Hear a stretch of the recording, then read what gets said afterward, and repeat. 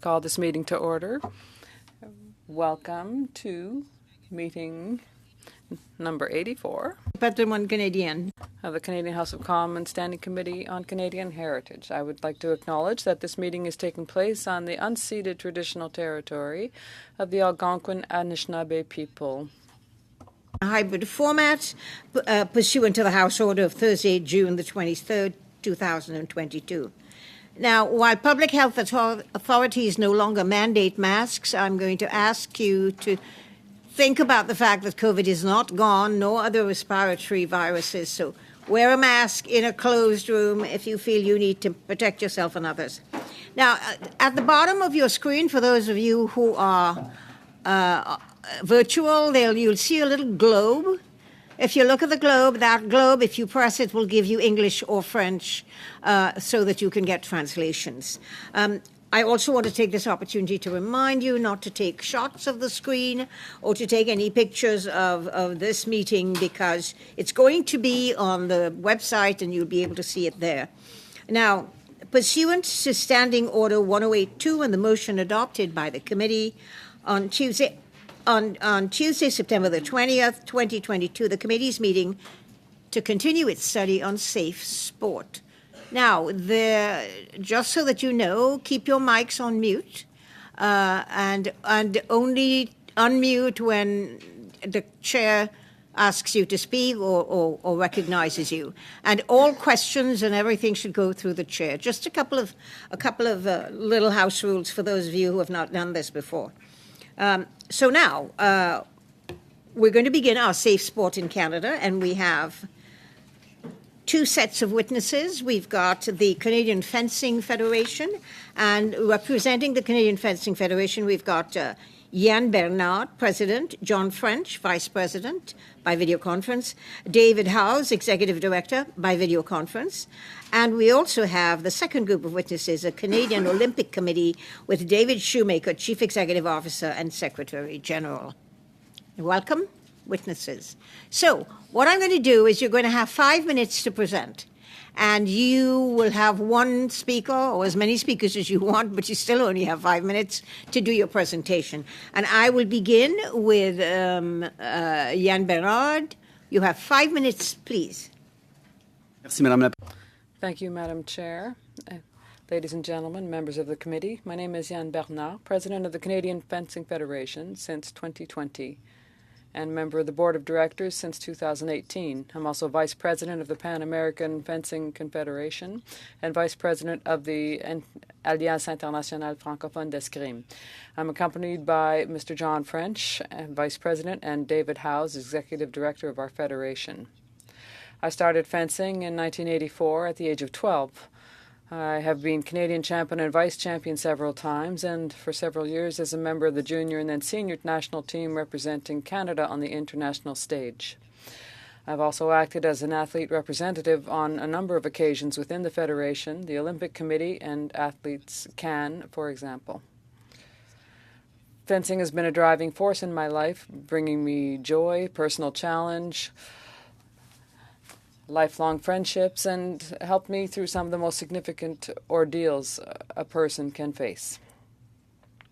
Professionally, I'm a lawyer who has spent the last 30 years working mainly in the field of education and amateur sport as a legal advisor, prosecutor, and court litigator for private colleges and schools before the courts, and working in disciplinary and human rights and freedom cases. I've also worked for many players in the amateur sports world, including sports federations and athletes, the Canadian Centre for Ethics in Sports, and the World Anti-Doping Agency. Finally, the Canadian Olympic Committee did me the honour of entrusting me with the task of being team ombudsman at 2 Pan American Games and 3 Olympic Games, Vancouver, London, and Sochi. Protecting the rights of students, athletes, and the people around them has therefore been at the heart of my professional life. That is my introduction. Now, thank you for the opportunity to participate here are letting us participate in the important work that you're doing for amateur sports. As an introductory remark, I would simply and humbly submit to you that the impression that emerges from the sometimes disturbing testimonies that I have heard and from current discussions in the world of sports is that a review of the situation of amateur sport is necessary in order to build or rebuild sufficient trust between the various stakeholders. Should this there is great suspicion, and this is an untenable situation. Should this review be conducted by a judicial body, a committee of experts, or some other entity, that's up to you. But what seems clear to me is that this review must cover much broader issues than simply safety in sport, because everything is connected. The issues of interpersonal relationships and the problems that arise from them, such as misconduct and even worse behavior, cannot be isolated from other fundamental issues such as financial resources, the availability and allure of competent human resources with integrity, the culture of competition, and the expectations of society in general with regard to young athletes and their entourage. We've known for a long time that there's no point in dealing with bad behavior and delinquency in society without looking at all the contextual data relating to the economy, culture, and education. Why would amateur sport be any different? I therefore believe that what you're dealing with here is a major issue, but that it is only part of the equation, perhaps even a symptom, and that nothing will be resolved in the long term unless competent people look at the whole situation. Thank you very much, and before answering your questions, I'll let my colleague John French speak a bit to you before I answer any specifically on fencing. Thank you.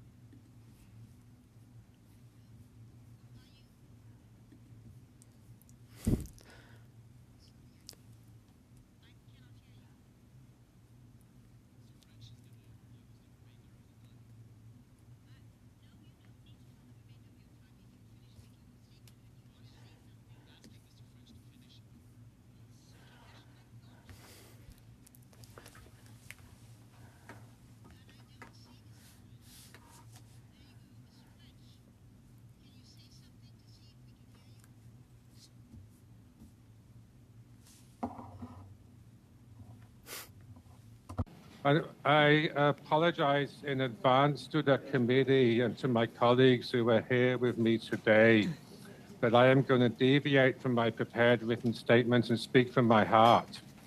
Earlier today, Marina Goncevic, wife of one of our national coaches and mother of our high performance director and my dearest friends, passed away far too soon after suffering a sudden aneurysm. She was taken off life support less than an hour ago. While not directly involved in the sport, anyone who knows the Goncevic family will understand that Marina was the rock on which their lifelong commitment to sport was built, and the foundation for the countless people that benefited from their work, myself and my family included. She will be sorely missed. I would like to request that our discussion today recognizes this and is conducted with the appropriate respect and consideration. I would also like to humbly suggest that it is possible to have difficult but necessary conversations in a respectful and collegial manner, and that if we seriously wish to further the clear need to improve our sports system for all that work, volunteer, and participate in it, it is possible to do so in a manner that is just, that is open, that follows due process, and that is respectful of different perspectives, and that most of all is done with kindness. I would also like to request that the privacy of the Goncevic family be respected at this very difficult time. Thank you. Thank you very much, Mr. French, and our condolences to you on the loss of your very close friend. Now we're going to go to the second witness, and that's Mr. Shoemaker, David Shoemaker from the Canadian Olympic Committee. You have 5 minutes. Thank you, Madam Chair. And I'll give you a 30-second shout out Sounds when you good. have 30 seconds Hopefully I'll left. be Thanks. done before then. Hopefully. Madame la Présidente. Madam Chair and distinguished members of the committee, I would like first of all to thank you for the important work of this committee and for the invitation to be able to come and speak with you today. I also want to thank those who have shown courage in speaking out and sharing what they have experienced. Even though these are troubling stories, they have shed a powerful light on the significant changes that are needed at all levels of sport in Canada.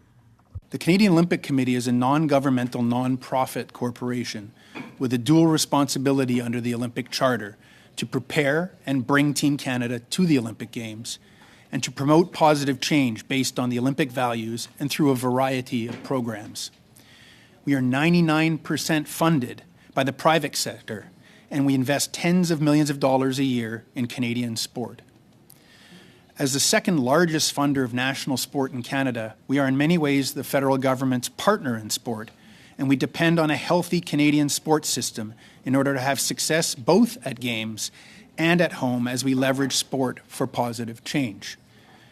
Though I deeply believe that sport, when done right, is an incredible force for good, like you and many of the witnesses who have appeared here, I and my colleagues at the COC believe an unsafe sports system is an unacceptable sports system.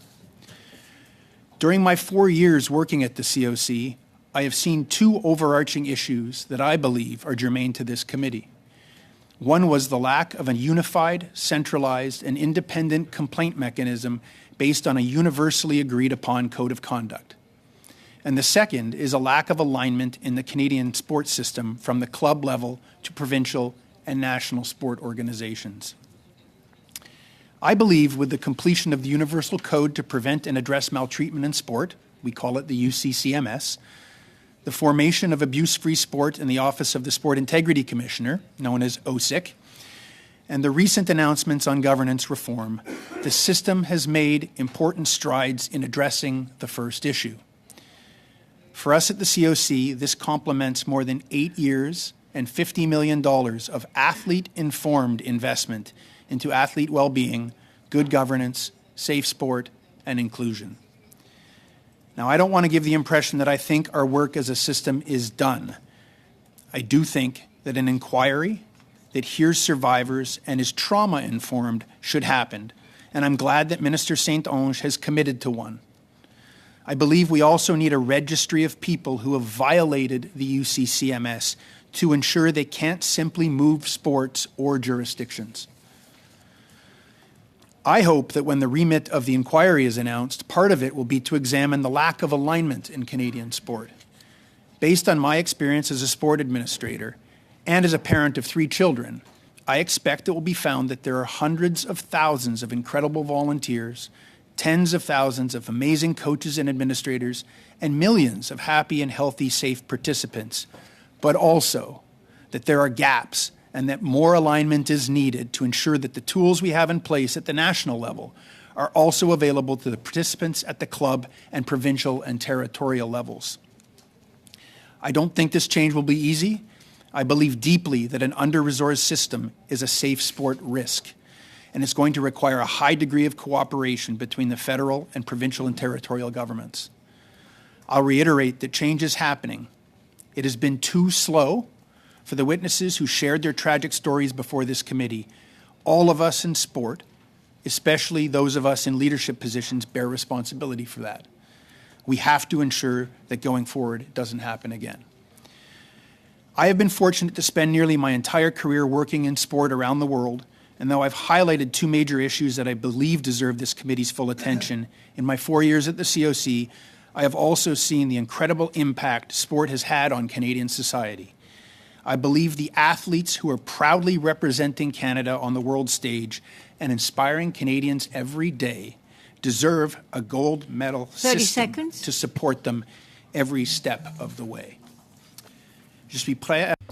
I'm prepared to answer your questions in the language of your choice, but given the sensitive nature of the subject of safe sport, I'd be more comfortable answering you in English. I thank you for your understanding. Thank you. Much, Mr. Shoemaker. And now we go to the question and answer section of the meeting, and the first round is a 6-minute round. It means that everyone has 6 minutes in which to ask you a question and within which you must answer. So I'd like everybody to be as crisp and as focused as possible. And I'm looking at Peter Julian here.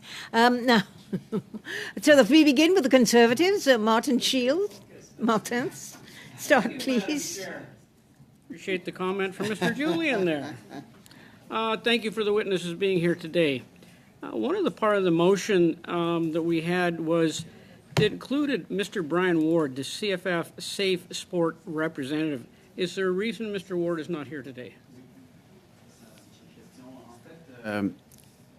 Monsieur Ward, In fact, Mr. Ward is our independent third party person.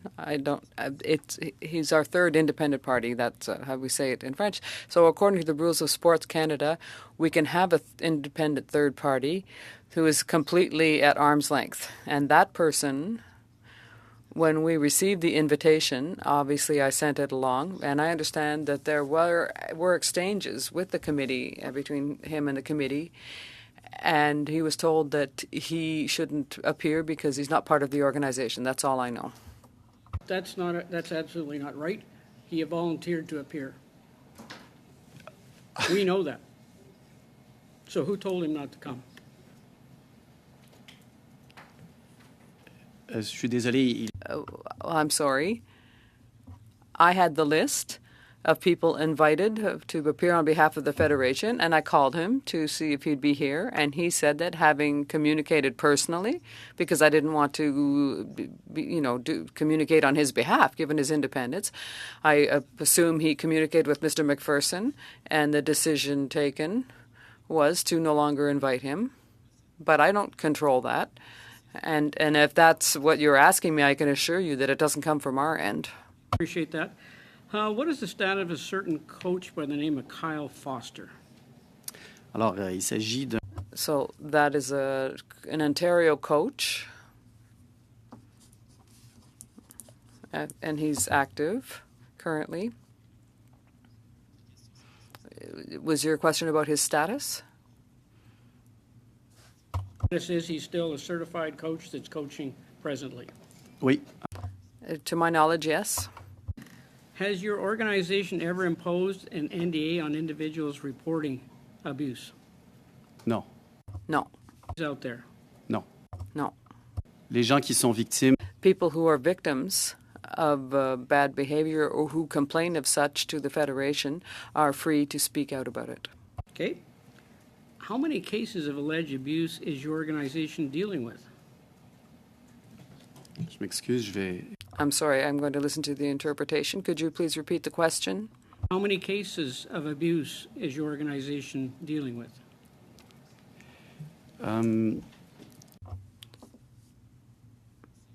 It's impossible for me to answer fully and correctly because people can complain directly to the third independent party, and we encourage them to do so that we have no control or influence on the potential outcome or results. Investigations are reported to you.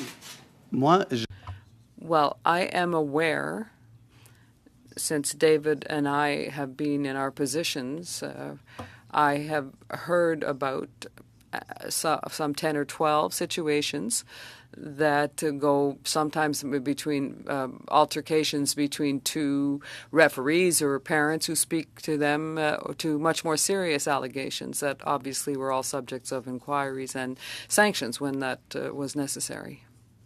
Do you keep a record of the results for your organization that have gone to the third party? The report comes back to you. Do you keep a complete record of those reports that come back to you? oui, nous, on, Yes, we have that information. We keep that. You submit those records to us. pas de façon. Not publicly, certainly not. But if it's possible that there be a limitation put on it, we could provide you with it information. Obviously, there's a lot of confidential information in those documents. And for a first time, we have issued a public sanction in 2020, something that we had never done before. And I don't know if that's done in a lot of other organizations, but we decided in 2020 to publicize for the first time in our history this sanction, and I think that this is something that we will continue to do in the future.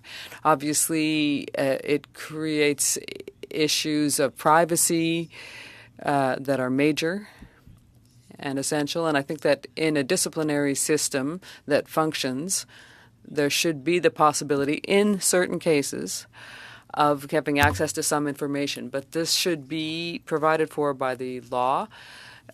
So that that there be no issues of civil liability. Would you submit the redacted reports to us, what you can? Well, we can submit what we can submit. I don't have those files before me, but I would have to look at them, and of course. What we're dealing with here is witness statements that have alleged a lot of things in person.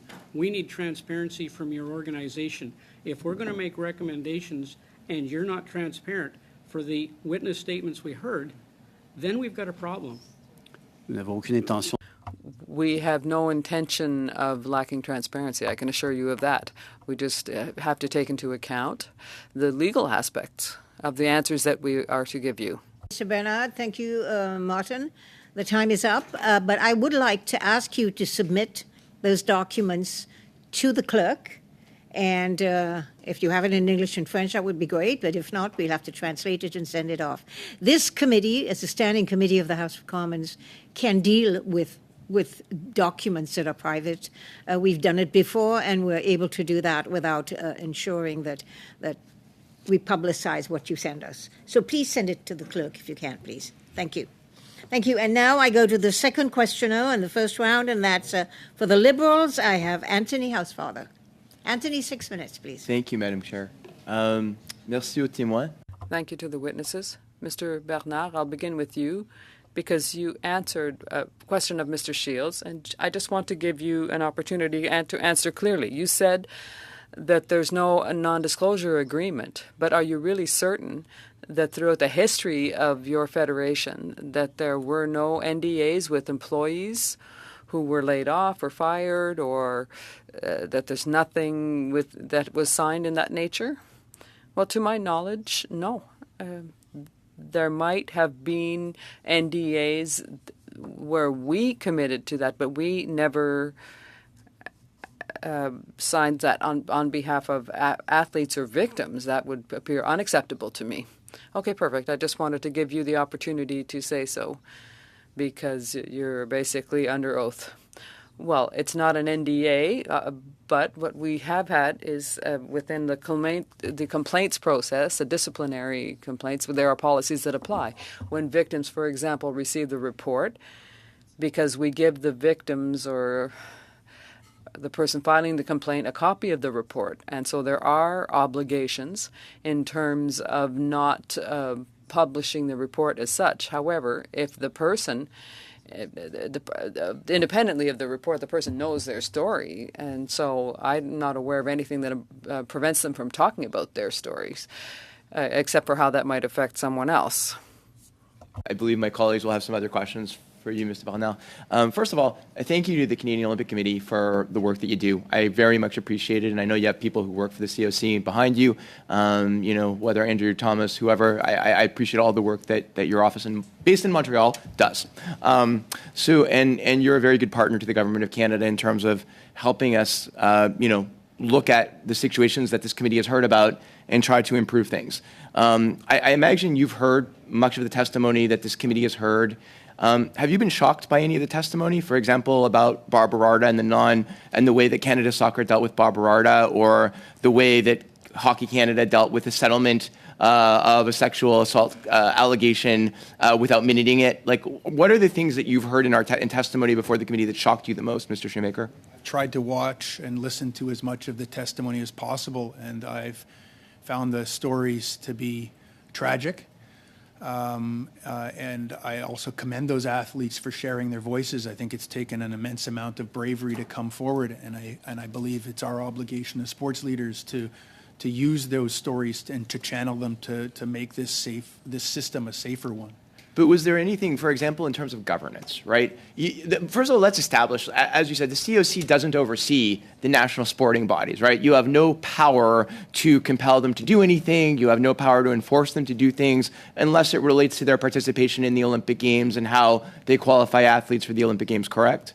Correct. That's correct. And you can't discipline athletes just because COC chooses to, unless, for example, it's a Ryan Lochte type moment in Rio where the conduct actually occurs in an Olympic Games, correct? Generally speaking, that's correct as well, yes. But have you been aware, though, for example, of the difficulty many of the national federations have had with respect to their governance in terms of, or were you surprised when you heard, for example, that Hockey Canada didn't minute things, or Canada Soccer had no record of, when somebody was, cast aside or fired for alleged sexual assault complaints, that they didn't track them, that they didn't tell anybody? Like, was this a surprise to you, or did you know this already? No, this is a complete surprise to me and to my colleagues. We were not in a position to know this, and so when we heard so many of these athlete stories come forward, they were shocking and horrific to us, yes. And so let me ask, because you dealt a little bit about, how we should deal with sexual misconduct going forward, and that is certainly one of the issues that is of great importance. But there's also the governance issue in terms of how national federations should govern themselves, ranging from athlete representation on boards to the question of having adequate policies and procedures in place, governance. What recommendations would you give to this committee as we write a report? You were there when the minister announced some new actions. What recommendations would you give to our committee when we write a report making recommendations to the minister about better governance for national federations? Well, and let me say that part was less shocking to us. Even before I arrived at the Canadian Olympic Committee, my colleagues had identified that there was a lack of uniformity among governance and standards for the over 60 national sports organizations. And we channeled thousands of hours of governance experts pro bono and created, with the help of these experts, a Canadian Sport Governance Code. And just last month, the Minister of Sport announced that would be mandatory for all of sport. And frankly, my hope is that will eliminate the sort of flow chart that you might need to follow what rules apply to which sports, but it leads to how boards are composed, how leaders are selected, how athletes must be represented on boards, the financial transparency that must be evident in national sports organizations. These are very important things that are now best practices and mandated for national sports organizations. I agreed. And last question, one of the things that has always been apparent is that there are certain federations like hockey, like soccer, who have monies flowing in that have the ability to do a lot of these things, whereas, for example, an organization like fencing may not have those revenues and may need a lot more help. What do you suggest we recommend in order to give the smaller federations that have less financial resources more help? Well, I'd like to hope that the measures that have been put in place that athletes ask for, so that there'd be a place to go to complain about abuse and harassment free from fear of retribution, that's been put in place at the national level. That my real concern is the alignment, that there are millions of participants in sport at the provincial and club levels that don't have those same sorts of systems in place yet, and that's where I'd recommend we focus. Thank you very much, Anthony. Thank you, Mr. Shoemaker. And now I go to the Bloc Québécois, Sébastien Lemire. 6 minutes, please, Sébastien. Merci. Thank you, Madam Chair. Mr. Shoemaker, first of all, thank you for being here. I think it would have been relevant for Ms. Rachel Smith to be at this meeting as well, since we're talking about governance at the COC. And the committee had hoped she could come, but thank you in any case for being there. My first question for you, when the Olympic Committee, the International Olympic Committee, has a different one from the Canadian one, what is your priority? Who do you defend first? Obligation to Canadians and to Canadian athletes. Merci. Thank you for that answer. And through that, I'd like to know how you react. At the last meeting of this committee on this study, we welcomed people from On the Podium who said they wanted to hear what you would answer to that. But in light of everything that was said publicly since over the last year, do you have any intention of changing your governance model to look more at the position of athletes and the safe? Already put in place the governance measures to which you speak. We have an athlete voice. We have 6 Olympians on the Canadian Olympic Committee board, 2 that come directly from our Athletes Commission, Rosie McLennan and Anaki Gomez, and broad board diversity from among several intersectionalities. So lest someone says we ought to review it, we've taken those steps already and they're in place. I'd like to go back to an issue that happened with you, the hiring of Julie Payette after Marcel Aubu's accusations years before. She left the committee after 2 internal investigations of her behavior, including verbal harassment, and she apparently intimidated a young employee to the point that she was in tears. Did you look into the complaints at the Science Centre in Montreal and her precedents? With the Canadian Olympic Committee at that time, so I can't speak to what happened in 2016 and 2017. In 2018, On the Podium was put under the patronage of Ms. Payette, the former Governor General. I knew the Olympic Committee hadn't communicated immediately with the Privy Council to inform them about your concerns, which you could have done regarding her appointment as the Governor General, and might have avoided certain embarrassing events for us. In 2020, there was an inquiry into her behavior. Apparently, she berated employees at Rideau Hall. So how are we to expect that sports federations will behave any differently, which we've seen with some 16 different federations, if they don't, these sports federations have the reflex to take note when it is appropriate, especially when Ms. Payette had a connection with On the Podium. So what message do you think that sends or did send, and could that situation reproduce itself? For me to speak with knowledge of facts from a time that I wasn't in this role or wasn't with the Canadian Olympic Committee, but let me say this.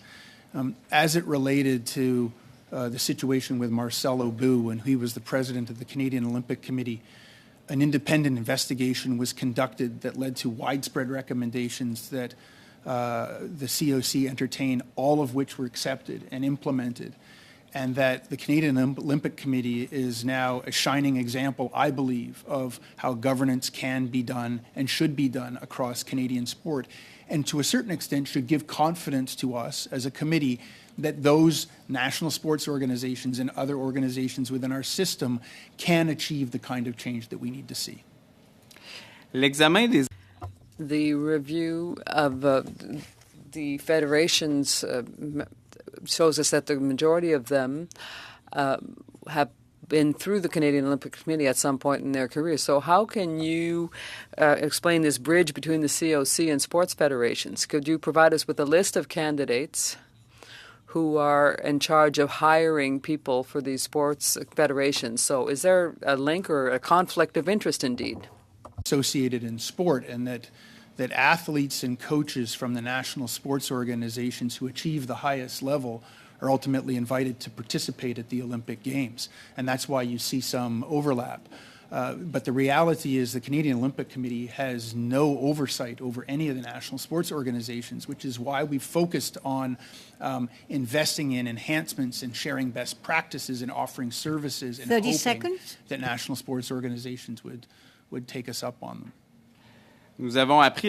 We learned during the appearance of On the Podium that counselors for high performance are a key people in the world of athletes and their training. So what would explain that they would be given to solving problems informally rather than turning to formal mechanisms that would be more satisfying to the victims? I've done very well so far understanding all of your questions. I'm not sure I understand that one. I apologize. I think we're out of time. Yeah, you can come back again in the second round.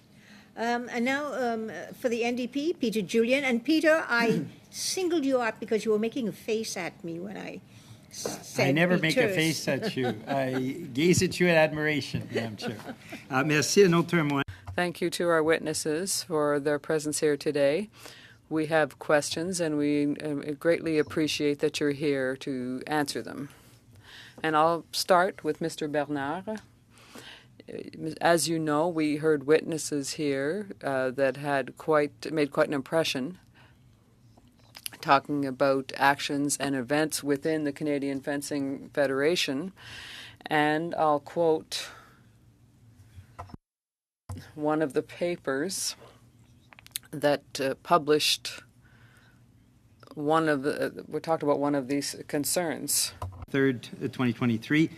More than 50 current and former Canadian fencers have joined a growing call for a Canadian judicial inquiry on maltreatment in sport, saying the fear of retribution has kept them silent for nearly 20 years on fencing's toxic culture and abusive practices.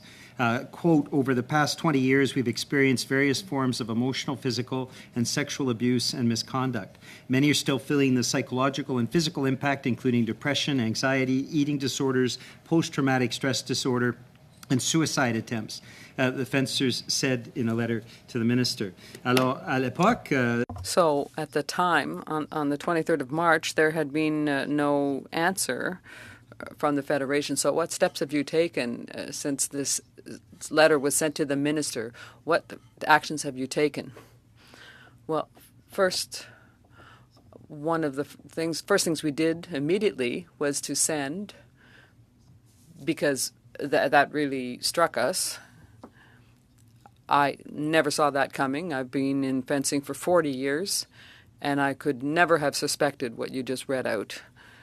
When I learned this, my first reaction was to believe it. I thought that this was made in good faith, this communication, and that we had to take it for granted until proven otherwise that it was true. The second thing we did was to write to all of our members to tell them that if they had been witness to such a situation, that they should complain, that we were there to hear and listen to them, and the fear of retaliation or reprisals would not exist with the current leadership. There is no retribution possible with the current leadership. So we invited people to use the mechanisms that we have and reminding them how it functions, that it's independent and anonymous. And perhaps 20 years ago there was no mechanism, and perhaps 10 years ago people didn't have trust in them. But today there are results that flow from that. The second thing we did, and the most significant one, given the amount of time, is I wanted to go directly to the fact that Emily, who spoke before you, we invited her to the next board meeting to ask her to extend a hand to her because we hadn't been able to name any of these 50 people. It's an anonymous group. And our representatives tried to get in touch with them.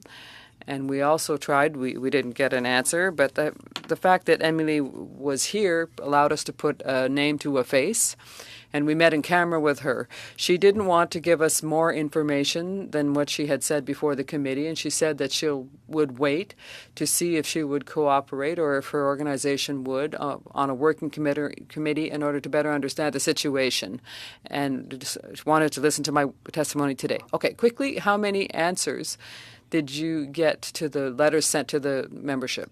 No one. No one. Okay. I'm because to convene the athletes, no one said anything contrary. Okay. Thank you. You talked about a sanction list. Now I'm going to move now to Mr. Shoemaker. One of the federations that are part of the Canadian Olympic Committee put a coach, a trainer, an athlete on a sanctions list. Is that something that the Canadian Olympic Committee is aware of? I'm not aware of a sanctions list. It's one of the things that I believe is absolutely necessary to come from the committee's work here, is that there needs to be a national safe sport registry. So at this point, whenever one of the federations sanctions somebody, it's not information that is passed on to the Canadian Olympic Committee. It's not necessarily. It could well be that it's the case, and I think that's part of the gap that we've identified in this work.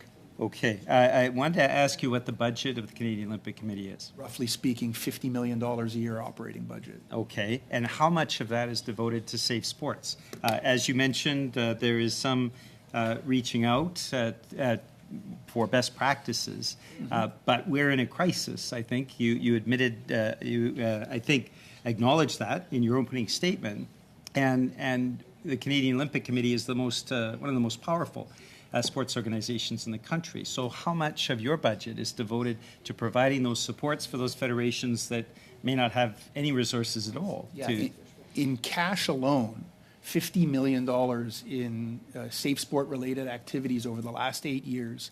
And then we could add a whole host of value in kind that we get from our partners, because we partner with consultancies, law firms, mental health resources from the Deloitte, the Queen Smith School of Business, Fasken, LifeWorks, and so on, that provide a whole host of services, and that we often channel through our program that we call Game Plan, which is a world-leading athlete support and athlete transition service to athletes.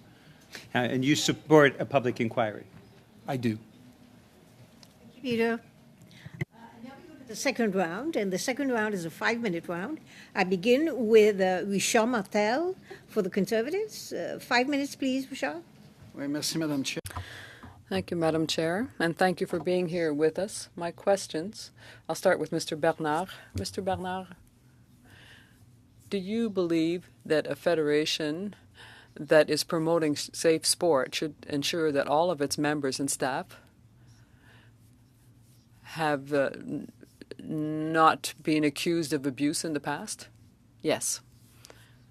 And yet, I see that Igor Ganchevich is on your staff as a high-level employee in your organization. Is that possible? Yes, he's our director. He's the one John was talking about earlier. He just lost his mother. He's a high-performance part-time coach because we don't have the funds to pay full-time. Question. And yet there were some allegations made against him.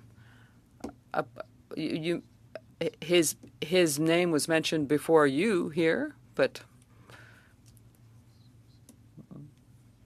what are you referring to? Question. Listen, I think we heard at committee in December, indeed, that there had been complaints made about him. Answer. Emily mentioned his name here, but the problem is that there are no allegations that went with that. She mentioned the word abuse, but I have to admit to you that I wish that our third independent party should perhaps look into these allegations so that these people could also communicate on the basis of the alleged facts. They are alleged facts now, and we think that they might be able to say that they feel that such and such a thing should be done. But listen, Mr. Yan, you're talking about sanctions, and it appears on your website. When you click on it, currently there's only one person, right? Well, I didn't check. Okay, I just wanted to know. This is a registry that was in effect before Minister Saint-Onge made it mandatory in her reform a few weeks ago. Is that right? Answer, yes. It began with the file that your colleague was talking about earlier. That's the first time we did that. Question. I think when you put someone on that kind of a list, first of all, what would be the reasons for doing so? Because there was a complaint? There were perhaps behavior that's not unacceptable? So, I mean, how does a person come to be put on that list? Answer. Well, there has to be something that deserves it. So there has to be a complaint that was investigated that was sufficiently reliable to say that independent party would decide and judge that it is of a level that would require being publicized. Is the coach advised of that, informed of that at the time, or is all of this done behind his back? Advised? I mean, to say if their steps have been taken, or if something was done that was unacceptable, of psychological abuse perhaps, would the coach then be informed? Because perhaps a coach is not aware of some of the things they're doing. They're looking for the best performance. Answer. Well, yes, but normally what would happen is that the investigator wouldn't do anything without the coach being informed of it. Okay. It might have happened in the past that there were preventive measures taken. Sometimes we can sense that the level or the nature of the problem is such that we can mediate it or invite the parties to discuss. And now we're talking about less important problems, but where there's a possibility of doing something, where, if there's any damage possible to the athlete, we have to do something. Yes. Mr. Schumacher, thank you for being with us. Last September, the Canadian Olympic Committee adopted the Universal Code of Conduct. So to have a safe sports without abuse. And with the reform implemented by Minister Saint-Onge, how are we going to check on that? You talked about resources earlier. How are these things going to be implemented? How are we going to be able to check? How can it be measurable and observable, and in order to be able to take steps? Is to continue to listen to athlete voices. Athlete voices got us to that place. Including those within our board, making it known that they needed a place independent of sport, that athletes across this country could go to make complaints of abuse and maltreatment free from fear of retribution, and that's in place. Now that that's in place, and you're right, one of the first signatories and adoptees of the Office of the Sport Integrity Commissioner, we need to verify and listen to athletes to make sure that it's meeting those needs, that in fact athlete voices and complaints are being made, they're being investigated, and they're being properly adjudicated. Thank you, Mr. Shoemaker. I think the time is overtime at the moment. And we're going to go to the Liberals. Chris Biddle. Chris, 5 minutes, please. Thank you so much, Madam Chair. And I guess I want to address the opening comments from Mr. French. It reminded me of Andrea Skinner's comments when she was here, coming to the committee blaming us more than their own organization. And it's truly shocking that when there's allegations before you like this, where children's lives have been impacted to the point that it continues to impact them in adulthood, that you come here and demand that we be nice. The organizations that we may not have been nice to, Mr. Bernard and Mr. French, have been Hockey Canada, have been other organizations that have harmed children. This is who we're here to protect. And it appears, even through your testimony here today, that you don't have an interest in making any changes, that they can come to us. We haven't heard anything from them. So I'll ask you, because we heard from Mr. Schumacher and listened to the athletes' voices. You had 50 athletes that said that there is a fundamental problem, that your entire sport is rotten to the core, and your organization is rotten. What actions have you taken, Mr. Bernard?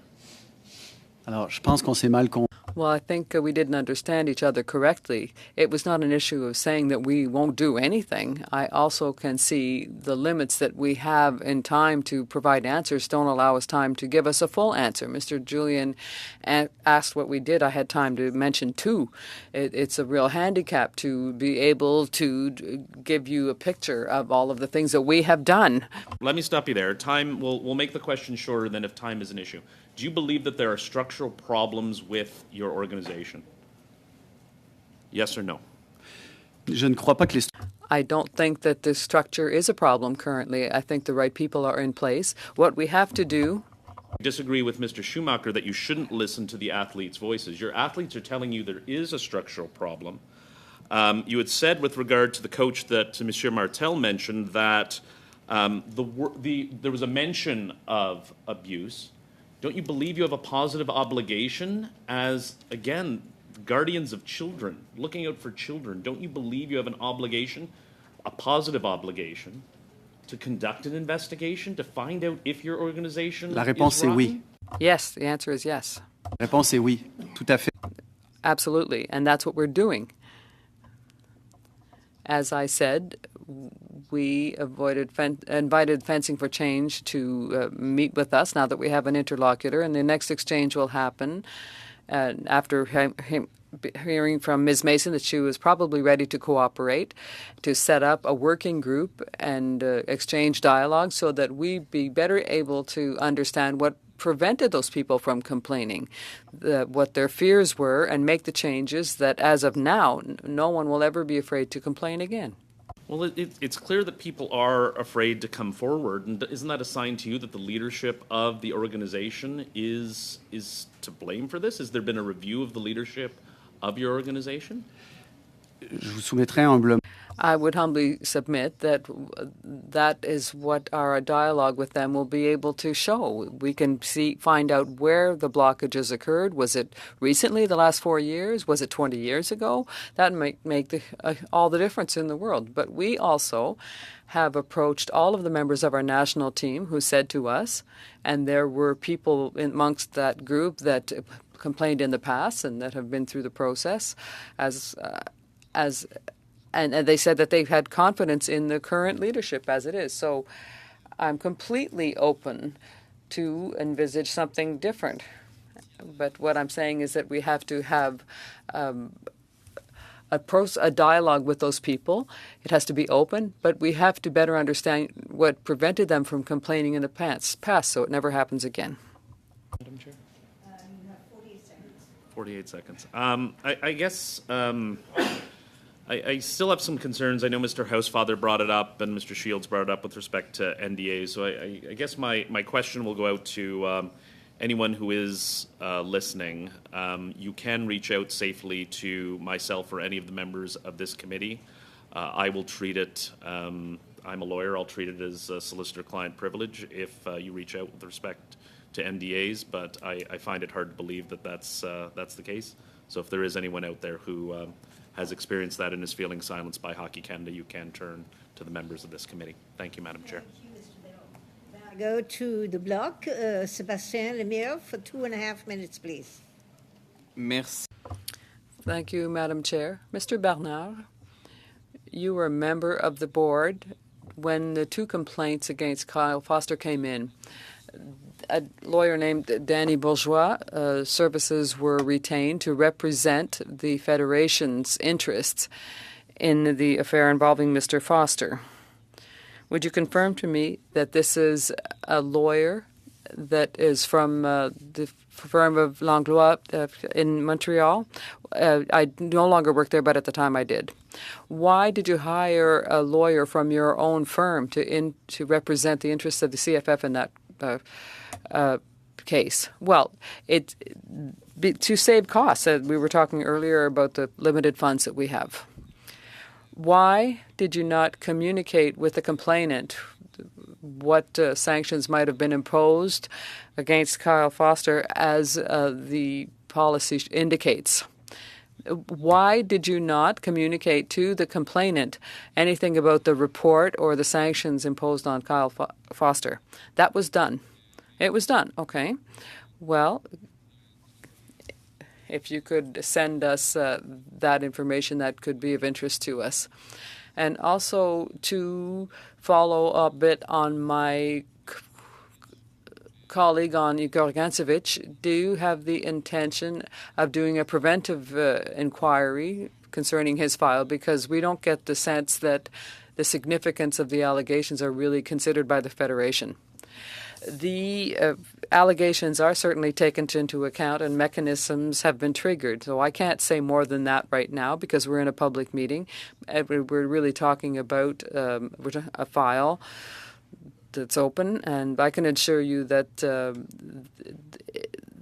competent people are working on this, and I can't say exactly what they're doing. It's part of the nature of the thing that I can't know. Okay, we understand that there's an internal inquiry, but he's a high-level coach,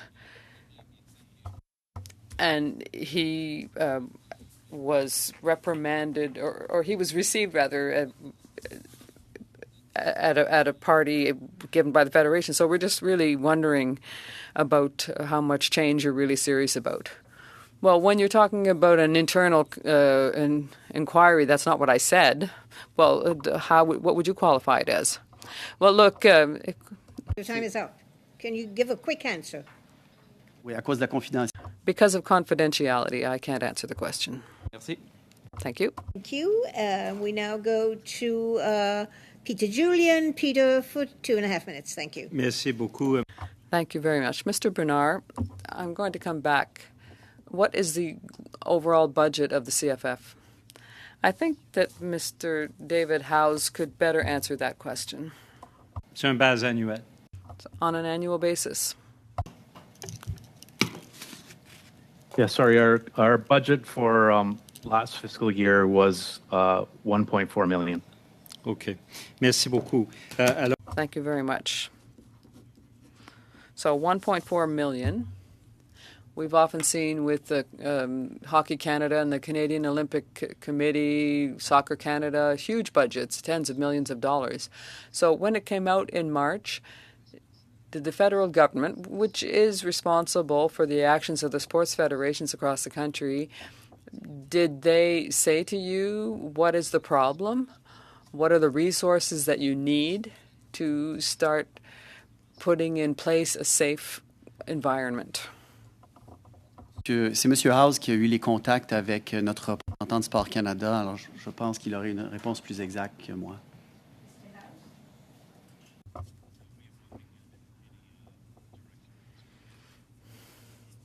request support from the government. I mean, these are allegations that are serious. We're talking about safe sports for athletes. Did Sports Canada didn't reach out to you? Did you reach out to them and say, look, we need support. We're a small federation. We don't have a lot of resources. We need to take immediate action. My understanding is that the Safe Sport pocket of funding will be coming later, so I don't have any information on what will be provided at this time. My Sport Canada program analyst is well aware of our situation and what's been going on. Thank you. I'm going to go to Mr. Shoemaker. Are there complaints that have been filed with the Canadian Olympic Committee? Concerns that have been raised by athletes? Do you track complaints? And has the federal government as well requested, given the resources that Canadian Olympic Committee has, that there be more support provided to ensure a safe sports environment, given the crisis in safe sports that we're experiencing in this country? So by the very nature of our transition to the Office of the Sport Integrity Commissioner in Abuse-Free Sport, I'd be unaware of complaints that are made by athletes. That's so that they can do so without fear of retribution. The federal government, in connection with the May 11th reforms that were announced a $1 million contribution to education and awareness, and the Canadian Olympic Committee matched that contribution of $1 million. We believe that among the things that needs to be done is that young athletes and all participants in the sports system need to understand their rights. What are the rights and wrongs in sport? Where do you go when somebody's done something wrong to me? And that's not very well known. I think we've made progress at the national level, but there are millions of participants in sport. My 3 children are among the examples that wouldn't know what to do. Thank you. I think we are over time here. And now I'm just going to seek the indulgence of the committee. We can go to the last 2 5-minute rounds on this round, or we can end this meeting and go to the business meeting. Finish the round or go to the business meeting? Go to the business meeting. Thank you. So then I would like to suggest that I am sorry to the Conservative and Liberal members who are waiting with bated breath to ask questions. But I wanted to thank everyone, Mr. Bernard, Mr. Shoemaker, for being here and for answering questions. And so we're going to suspend this meeting while we Madame go la in Présidente, je camera. pense qu'il n'y a pas Thank you very much. consensus sur... Madam Chair, I don't think there's consensus. I think the Conservatives want to have their 5 minutes. And The Conservatives saying that. They were nodding when Peter said what he was saying. Did Madam you, Chair, Marilyn, we did would you like want to have 5 another minutes? round if it's possible. Not another round, just a conservative Just and a liberal. to finish the round, yes. 10 minutes. Okay, fine, because we started at 3:40, guys, so we can go an extra 10 minutes. All right, so I think we have Kevin? I win. Thank you, Madam. 5 minutes? Thank you. I win. Mr. Shoemaker, who paid the $10 million to get into Safe Sport last June out of your organization? I see you've committed $10 million to Safe Sport. Where did that money come from? Comes from 99% of it comes, well, no, 100% of it comes from our marketing partnerships, the private sector that we do business with. Have you talked to your private sector, companies like Canadian Tire and others that sponsor Canadian Olympic athletes and own the podium? Yes, sure. How do they feel about this? They're very much committed to the effort to make the Canadian sports system as safe as it possibly can be. You've heard me numerous times, I'm sure, if you've checked in with us, the club, provincial, and national. And then we got the Olympics. Listen, Ben Johnson raced for Scarborough for many years. He was on PEDs long before the Seoul Olympics. We just found out in September of 1988 on the 100 meters when he ran 9.79 that, in fact, he was the problem. And then we have the Dublin inquiry. So you see where I'm going here. I'm not sure on any inquiry because it depends on the ultimate, the Olympics. You know, and this is where the Ben Johnson story came from, was the 1988 Seoul Olympics. So when I look at, you know, I don't hear it from any of my province of Saskatchewan. I don't hear it from any of the clubs. I want an inquiry. It would start at the top, which is the Olympics. Would you agree or not? That's where the Dublin inquiry started. I mean, Johnson ran for years with Scarborough. I covered him. Nobody gave a shit about whether he was taking PEDs at the time. Only until Seoul, Korea. Well, we, as I said in my opening statement, we support an inquiry. I think it's very important that it hear from survivors, that it be trauma informed, and that I hope the remit includes the very alignment to which you refer. That you know, I believe we've made substantial progress for the 3,000 to 5,000 national level athletes, that they have a place that they can go and register a complaint and have it investigated without fear of retribution. But there are millions of young people in this country that are participating in sport that don't have that yet. And we need to, I think, focus on that as a critical safe sport area of focus. I agree on the registry, but how does the Canadian Olympic Association, who hire outside of this country, deal with the registry when you're hiring other coaches from other countries to come to our programs here? Yeah, so among our employees, we don't hire a single coach. The coaches that support the national sports program are all hired by the National Sports Organization. Do you do a check on them before the Olympics? We do indeed. We do criminal background checks, and we have a selection committee that evaluates that. You had equal prize money for the World Tennis in your resume. Mm-hmm. What's your thought about equal prize money for Olympians? We had 4 young women sit there a couple of months ago representing the Canadian Women's Soccer Association, Team Canada, and that was their biggest beef at the time. What would you say? Because I looked at your resume and you were equal pay. And here we are, 2023, far from equal pay, if you don't mind me saying. Well, I was one of the very few who were privileged to watch those 4 participate in the Tokyo Games. Because of COVID, there were probably 6 Canadians and 8 Swedes that watched them win the Olympic gold medal in a stadium of 80,000 seats.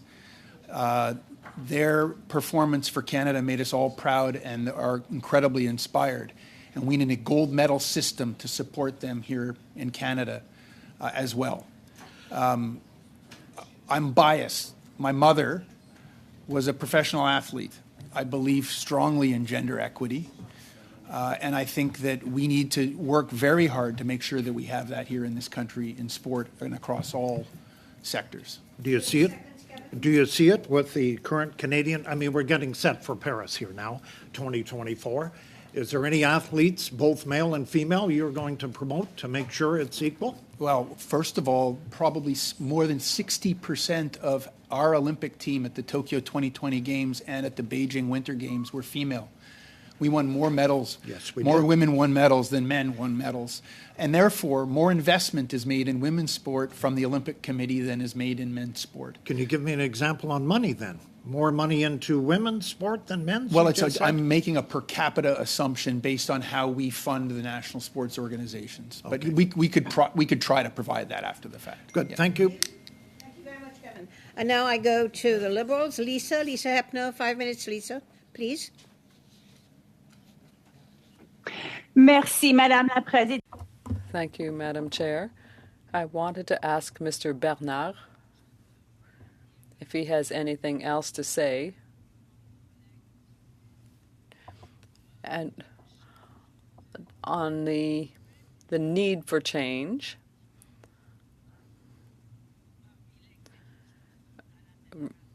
within the executive of the Federation. Well, we always have to question who is on the board. I don't feel the need right now. I feel that the current board is very committed to ensuring that safe sport is at the heart of our what we do. I think that the tolerance is zero for misconduct with this board, and that would be my answer at the moment. I think that we do need a system where we'll be able to see better what's happening in the clubs at the small level, because solving the national team's problems is quite easy. But where we have schools and municipalities and clubs where there are 500 fencers and I have one full-time employee, I mean, we have to find mechanisms. As is the same thing for workmen's compensation, as the case with youth protection, we have to put a serious system in place to protect our athletes, and that doesn't count on people who might potentially be in conflict. Okay, thank you. I will turn to Mr. Shoemaker. Thank you for your attendance here today. You mentioned something at some point, it may have been in your opening statement, about there being a need for more alignment with the provinces and territories, and that should be the next priority. Would you expand upon that thought for us, please? Yeah, thank you. We've made progress, and I don't want that to be misinterpreted. There's still lots more work to do. One of the areas that I would draw our attention to is the important need for a registry as it relates to safe sport. But we've made important progress for the roughly 3,000 athletes who participate in sport at the national level. They now have a place that they can go and register a complaint about abuse and harassment and maltreatment in sport and not be fearful of retribution. And I think that's an important step. But there are millions and millions of young people, participants in sport at the provincial level and at the local level, at the club level, that don't have those protections. And that to me is an enormous gap. And so that I know that this committee's focused on what are some of the recommendations that can be made. And I would encourage you to think about how do we address that gap. And I think it's going to take a lot of cooperation with the provincial and territorial governments in order to do that. But it's a very important step for us to ensure that the young people, the truly young people that are participating in sport and their parents can do so with real confidence. They're in a system that protects them.